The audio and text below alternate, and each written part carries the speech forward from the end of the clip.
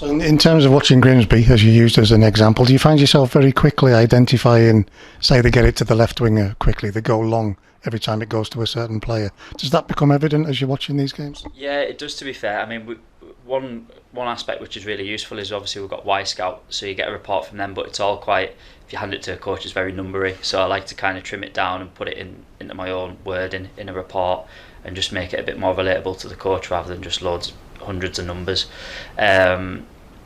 But yeah, I mean, in terms of that, it's more, I suppose if you watch a game, you pick up on certain things, and if you see it again in the next game, you kind of twigs a bit of a trigger in your mind, and you kind of just write it down, and if it keeps happening again, you can clip it and do the best examples. But yeah, I mean, obviously in this level, a lot of things are quite simple, like for example, like you might get a winger who crosses it a lot, obviously like Northampton of Nicky Adams, for example. I know it sounds really obvious, but you can kind of code some examples for the lads to see, and then you can kind of get an idea if teams have defended it well. You can also clip that and then show them, this is how such and such approach defending it. So on those occasions when something that you've highlighted happens during that 90 minutes on the Saturday, whether it's defensively or attacking wise, and it comes off, what's that feeling like?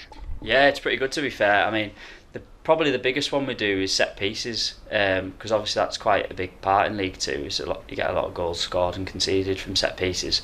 So yeah, we kind of, without giving too much away, we kind of look at maybe areas where teams are weak from set pieces. So it might be they've got a poor marker, or they've got quite a small team, and we maybe look to put a bigger lad on into the box and try and get them onto one of the people that's not as aerially dominant. For example, like Aaron Hayden got quite a bit of joy in the second half of the season from that. So yeah, just little things like that you can kind of pick up on.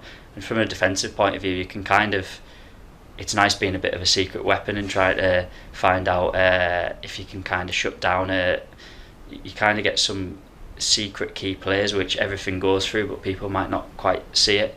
But like, you can kind of find out if they're a bit of a threat, and they kind of feeding other people to get involved, and it's almost like shutting it down at source. Are you at a point now where you know what the manager and Gav and the rest of the staff want from what it is that your role is? Yeah, I mean, coming in to a first team environment, at first I kind of thought it'd be quite similar, and then you kind of get a bit of an awakening when you come in. You're like, oh right, a lot more detail, need to get my head down. But yeah, I mean, the manager was good for that. He's kind of kept pushing me, giving me new ideas. Obviously he's worked with analysts before and things, and Gav's been top as well, to be fair. Yeah, I've got quite a good relationship with both of them. Obviously even in lockdown we've kept in touch and things like that, and any kind of developments that each of us see, we've kind of let each other know, and yeah, it's really good to work together.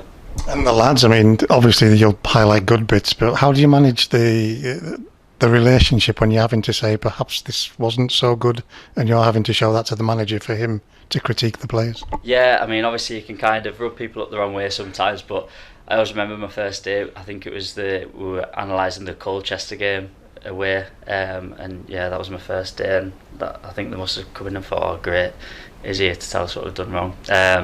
But no, it's got to be done. I mean, we're all here to win games. We all want to be at the top end of the league, so it's nothing personal if we kind of point things out that we need to improve on. It just needs nipped in the bud, and then we can sort it.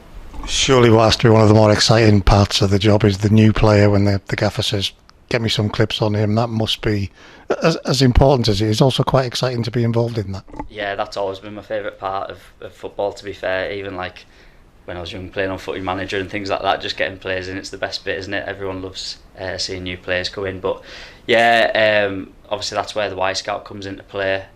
So the manager might give you a ring, or David might give us a ring and say, oh, such and such is available, can you get a bit of an idea on what they're like, get some clips on them, email them out to them, and they can obviously have a look as well. But yeah, that's my personal favourite part of the job, to be honest. Just kind of analysing players, player profiling, and seeing if they kind of fit how we want to play and how we want to go forward. All of this is something the manager sees important, from analysing his own lads to opposing teams to potential recruitment. It has to be a close relationship that you and him develop.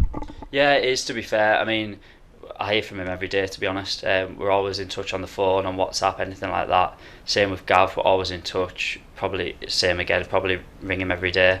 So yeah, it's just all about communication's key. We just can't kind of keep in touch between us. Same with David Holdsworth as well. But it's a good club from that point of view. Everyone kind of knows where we're at. So yeah. Feels like things are ramping up. And even though we still haven't got a season start date or any fixtures, but it feels like things are starting to get ready. Are you looking forward to it? Yeah, can't wait. Especially after, obviously, it's kind of been an extra month of where we've not really had any football here at Brunton Park. But yeah, I'm really glad to be back. I think we're in a good place as well. Obviously, once we get going, hopefully we'll get a few new signings in. I think we'll be raring to go. And you got to give us the name of these new signings? No, I can't yet. Jacob, thanks for your time.